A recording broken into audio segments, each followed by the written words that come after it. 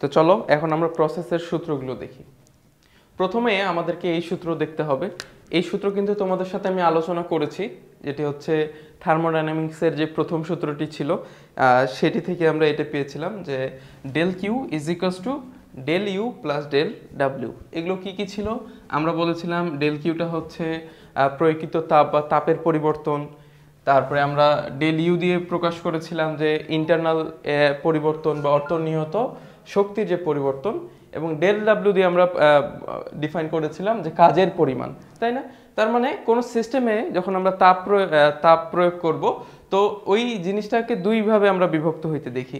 একটি হচ্ছে কিছু তাপ কাজে রূপান্তরিত হয় এবং কিছু তাপ কি করে, অন্তর্নিহিত শক্তিকে বৃদ্ধি করে।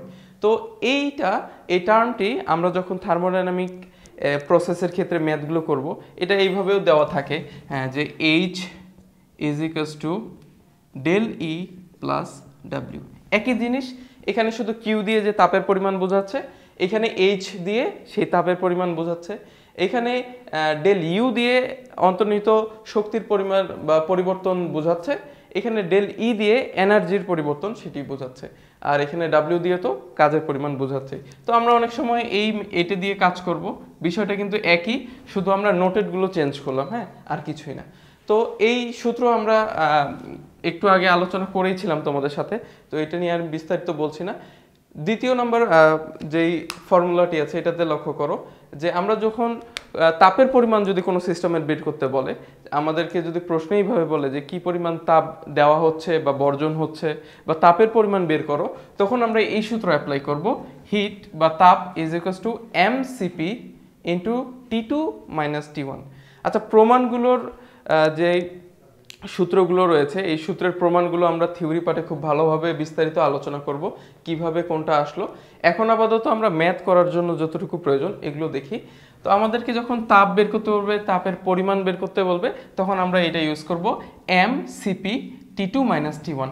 এখানে m অবশ্যই ভর, যখন আমরা কোনো বস্তুর ভর নিয়ে কাজ করব, যদি গ্যাস হয় তখন গ্যাসের ক্ষেত্রে, হ্যাঁ, বা অন্য কিছু থাকলে সেই জিনিসের ভর, m দিয়ে আমরা মাস বা ভর। এখানে সিপি রয়েছে, সিপি এখানে আসলে আপেক্ষিক তাপ, কিন্তু এখানে নোট করে বলছে সিপি, হ্যাঁ, কনস্ট্যান্ট প্রেসারে আপেক্ষিক তাপ এখানে বসবে ইন্টু T2 মাইনাস T1, অর্থাৎ হচ্ছে তাপমাত্রার পরিবর্তন, ঠিক আছে। ডেল ই দিয়ে আমরা একটু আগে তোমাদেরকে বললাম যে এটা হচ্ছে এনার্জির পরিবর্তন। কোনো সিস্টেমে যদি এনার্জি বা শক্তি বের করতে বলে, শক্তির পরিবর্তন বের করতে বলে, তখন আমরা এটা ইউজ করব del E is equals to mCv T2 minus T1। আগের সাথে এটা একবারে সিমিলারলি মিলে গেলেও এখানে দেখো সিপি এবং এখানে সিভি।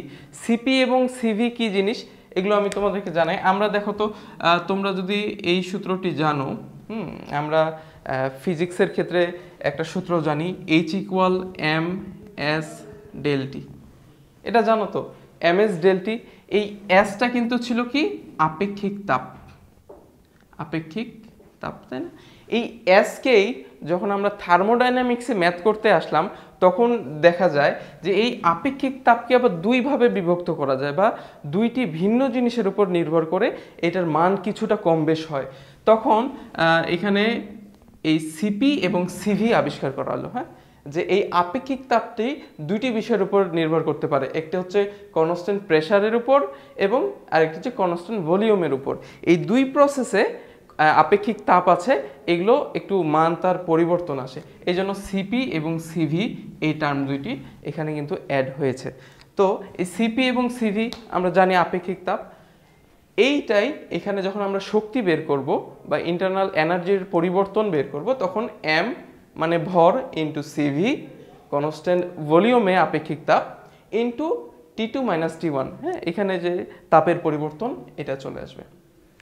কোনো সিস্টেমে যদি বলে কাজের পরিমাণ বের করো, ওয়ার্ক বা ডাব্লিউ দিয়ে আমরা যেটা ডিনোট করি, কাজের পরিমাণ, আমরা ফিজিক্সে কাজ সমান সমান কি জানি বলতো, কাজ ইজ ইকুয়ালস টু এফএস, এটা আমরা জানি, বল ইন্টু সরণ, এটাই তো কাজ বলে। তার মানে ফোর্স ইন্টু ডিস্টেন্স, এটাই আমরা জানি। তো ভলিউমের ক্ষেত্রে ভলিউমের পরিবর্তন আমরা যদি এটা চিন্তা করি, যে ভলিউমের কম বেশি, একটা কন্টেইনারের মধ্যে এই পরিমাণ ভলিউম ছিল, এটাকে বৃদ্ধি করা হলো, বা আগে একটা ভলিউম ছিল সেটা পরিবর্তন করে সরিয়ে কম ভলিউমে করা হলো। তার মানে এখানে ভলিউমে একটা ডিসটেন্স পাওয়া যায় না, এই যে একটা ভলিউমের কম বেশি, এটি তার হচ্ছে দূরত্ব। এবং এখানে পি দিয়ে ফোর্স বা চাপ যাই বলো না কেন এটাই বোঝাচ্ছে। তো ঘুরে ফিরে পি ডেল ভি এটা দিয়েও কিন্তু কাজকে প্রকাশ করে। তার মানে চাপ এবং আয়তনের পরিবর্তনের গুণফল দিয়ে আমরা কাজের পরিমাণ বের করতে পারবো। এখানে এই ডেল ভিকে এখানে আমরা লিখছি এইভাবে ভি2 মাইনাস ভি1, মানে সেই ঘুরে ফিরে ভলিউমের পরিবর্তন। এটা কি আবার এইভাবে লেখা যায় এম আর টি2 মাইনাস টি1। এটা কিভাবে লেখা যায়?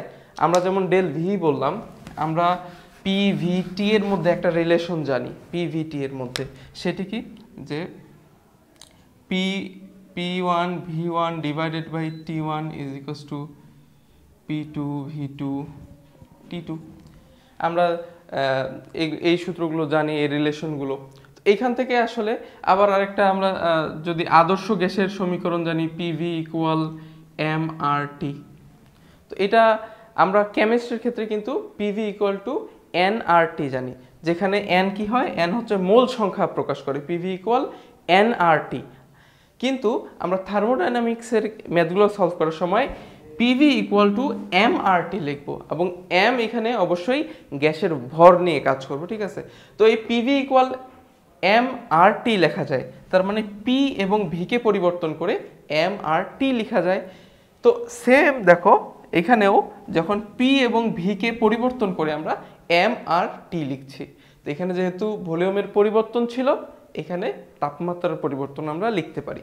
সো কাজ সমান পি ডেল ভি, অথবা বিশেষ ক্ষেত্রে এম আর টি2 মাইনাস টি1 আমরা ইউজ করতে পারবো। আচ্ছা, এখানে এখন নিচে এই জায়গাটা তোমরা লক্ষ্য করো, তোমাদেরকে একটু আগেই বললাম কেমিস্ট্রির আমরা এই সূত্রটা দেখেছি যে পিভি ইকুয়ালস টু এনআরটি, তাই না? কিন্তু থার্মোডাইনামিকে আমরা কি লিখবো, PV is equals two MRT. তো এই পি তো অবশ্যই চাপ, পি দিয়ে চাপ, ভি দিয়ে হচ্ছে আয়তন ভলিউম, এম দিয়ে ভর। আমরা কোনো বস্তুর যখন উল্লেখ করে দিবে কোনো গ্যাসের ক্ষেত্রে, সেখানে যে ভরটা থাকবে, মাসটা থাকবে, সেটা ইউজ করব। এখন আস্তে আস্তে এখানে আর এবং টি, টি দিয়ে তো আমরা তাপমাত্রা। এখন কথা হচ্ছে এই আর নিয়ে, আর জিনিসটা কি, আর হচ্ছে গ্যাস কনস্ট্যান্ট, গ্যাস কনস্ট্যান্ট, ঠিক আছে, গ্যাস কনস্ট্যান্ট। আর দিয়ে আমরা গ্যাস কনস্ট্যান্ট জানি। তো এই গ্যাস কনস্ট্যান্ট বিভিন্ন গ্যাসের ক্ষেত্রে বিভিন্ন মান শো করে, হ্যাঁ। তো আমাদেরকে ইন্ডিভিজুয়ালি সেই গ্যাসের গ্যাস কনস্ট্যান্ট নিয়ে আমাদেরকে ম্যাথ করতে হবে।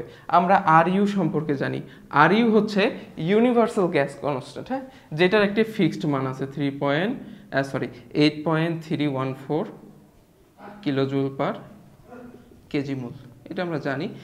তো এই ইউনিভার্সাল গ্যাস কনস্ট্যান্ট এটি সব গ্যাসের ক্ষেত্রে প্রয়োগ করা যাবে, কিন্তু এই মানটা তো আমরা এখানে বসাইতে পারবো না। কারণ কি, এইখানে আর এবং এই আর ইউ কিন্তু সেম জিনিস না। এটা হচ্ছে ইউনিভার্সাল গ্যাস কনস্ট্যান্ট, আমাদেরকে লাগবে হচ্ছে শুধু গ্যাস কনস্ট্যান্ট। তো এদের মধ্যে একটা রিলেশনশিপ আছে, সেটি হচ্ছে R is equals to R U divided by M. এই এমটা কি, এমটা হচ্ছে গ্যাসের আণবিক ভর। তার মানে আমরা যদি ইউনিভার্সাল গ্যাস কনস্ট্যান্ট এটি জানি এবং ওই গ্যাসের জন্য আণবিক ভর যদি আমরা বের করতে পারি, তাহলে কিন্তু আমরা গ্যাস কনস্ট্যান্ট বের করতে পারবো, আর যেটাই আমাদের এই সূত্রে আসে বসবে, হ্যাঁ। PV is equals to M R T, এই আরটি হচ্ছে সেই গ্যাস কনস্ট্যান্ট, ঠিক আছে। আর একটু আগে আমি আলোচনা করলাম যে আপেক্ষিক তাপগুলো ছিল সিপি, সিভি এবং R U, universal gas constant. এগুলোর কিছু ফিক্সড মান আছে, ম্যাথ করার সময় এগুলো আমাদের কাজে লাগবে। অনেক ক্ষেত্রে ম্যাথে ডাটাগুলো দেওয়াই থাকে, বিশেষ বিশেষ ক্ষেত্রে যখন থাকে না, তো আমরা এগুলো মুখস্থ করতে পারি, অনেক সময় আমরা বের করতে পারবো ম্যাথ করার সময়, হ্যাঁ। CP is equals to 1.005 kilojoule per KG degree Kelvin, CV is equals to 0.717 kilojoule per KG degree Kelvin, universal gas constant যেটা এখনই বললাম 8.314 কিলোজুল পার কেজি মোল। তো এগুলো আমরা মনে রাখবো। এখন এই যে সিপি এবং সিভি, এগুলোর মধ্যে একটা রিলেশন আছে, রিলেশনটা আমি তোমাদেরকে দেখাই। সিপি/সিভি আপেক্ষিক যেই তাপ, তো আপেক্ষিক তাপদ্বয়ের অনুপাত এটা যদি আমরা বের করতে পারি সেটি হচ্ছে গামা। আপেক্ষিক তাপদ্বয়ের অনুপাতকে গামা দিয়ে আমরা ডিনোট করি, প্রকাশ করি। তো গামা ইজ ইকুয়ালস টু সিপি/সিভি। দেখো এই দুটো আমরা আপেক্ষিক তাপ বললাম, তো আপেক্ষিক তাপদ্বয়ের অনুপাতকে কি বলি আমরা? গামা। এই জিনিসটা আমাদেরকে মনে রাখতে হবে। এই গামা অনেক ক্ষেত্রে কোশ্চেনে যদি দেওয়া না থাকে, অনেক ম্যাথে গামার মান দেওয়া নেই, তখন আমরা মুখস্থ একটি মান ইউজ করতে পারবো 1.4 অথবা 1.44। ঠিক আছে, এই গামার মান বা আপেক্ষিক তাপদ্বয়ের অনুপাত এটি বিভিন্ন গ্যাসের ক্ষেত্রে ভিন্ন হয়ে থাকে। হ্যাঁ, যদি আমরা এটা বলতে চাই তোমাদেরকে যে আসলে কখন কোনটা ইউজ করব, তো এইভাবে তোমরা মনে রাখবা, এক পরমাণু বিশিষ্ট গ্যাস থাকে, দ্বিপরমাণু বিশিষ্ট গ্যাস, ত্রিপরমাণু বা বিভিন্ন টাইপের হইতে পারে। যখন এক পারমাণবিক হবে, দেখো এক পরমাণু বিশিষ্ট, আচ্ছা উল্লেখ করা যদি থাকে প্রশ্নে যে এক পরমাণু বিশিষ্ট গ্যাস, বা আমরা কোনোভাবে এটি জানতে পারি যে আসলে গ্যাসটি এক পরমাণু বিশিষ্ট, তখন আমাদের গামার মানটা নিতে হবে 1.66। ঠিক আছে, আবার যখন বলবে দ্বিপরমাণু বিশিষ্ট, দ্বিপরমাণু বিশিষ্ট গ্যাস, তখন আমরা গামার মান ইউজ করব 1.44 অথবা 1.4, যেটি ইচ্ছা সেটি ইউজ করতে পারি। আমরা যদি দেখি ত্রিপরমাণু বিশিষ্ট গ্যাস, তখন গামার মান আবার লিখতে পারি 1.33। এভাবে বিভিন্ন ক্ষেত্রে গামার মান পরিবর্তন হবে, কিন্তু কোথাও যদি নোট করে নাই দেয় যে গামার এক্স্যাক্টলি মানটা কত, তখন আমরা কি নিয়ে কাজ করব? Gamma is equals to 1.44। ঠিক আছে, এটা নিয়ে আমরা কাজ করব। তো এই গেল গামার মান। তো এই সিপি/সিভি এগুলোর সাথে তোমাদেরকে বললাম যে গ্যাস কনস্ট্যান্টের একটি সম্পর্ক, সেটি হচ্ছে সিপি-সিভি ইজ ইকুয়ালস টু আর।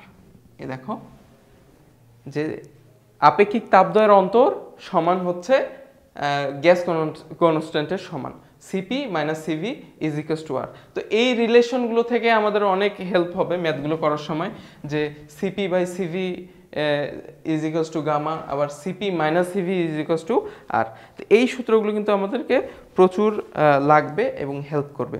তো এই ছিল মোটামুটি আমাদের বেসিক ফর্মুলা, যেগুলো দিয়ে আমরা সাধারণ সবগুলো প্রসেসের ম্যাথ করতে পারবো। ইন্ডিভিজুয়ালি যেই প্রসেসগুলো ছিল, পলিট্রপিক, তারপরে হচ্ছে কনস্ট্যান্ট প্রেশার, কনস্ট্যান্ট ভলিউম, এগুলোর জন্য কিছু কিছু সূত্র চেঞ্জ আসবে, সেগুলো কোনো ব্যাপার না। সাধারণত আমরা যেই এতক্ষণ তোমাদেরকে সূত্রগুলো দেখালাম, এই সবগুলো ইউজ করে আমরা ম্যাথ সলভ করতে পারবো।